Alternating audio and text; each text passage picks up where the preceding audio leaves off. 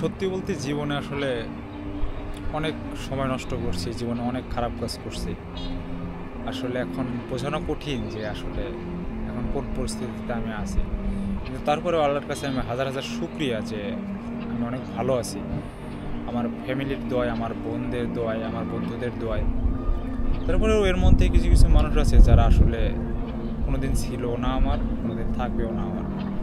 তো এখন নিজেকে বোঝাচ্ছি যে সব কিছু ঠিক হয়ে গেছে এবং নিজেকে সব কিছু ঠিকঠাক করতে হবে যত দ্রুত সম্ভব। করতে পারলে ভালো, না হলে আসলেই খারাপ।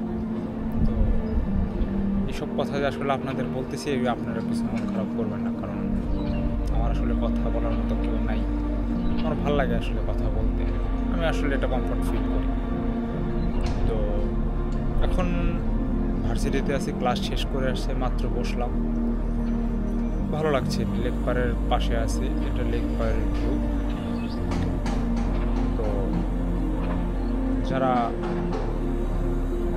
আমার যারা ড্যাফোডিল ইন্টারন্যাশনাল ইউনিভার্সিটিতে আছেন তারা অবশ্যই এই জায়গাটাতে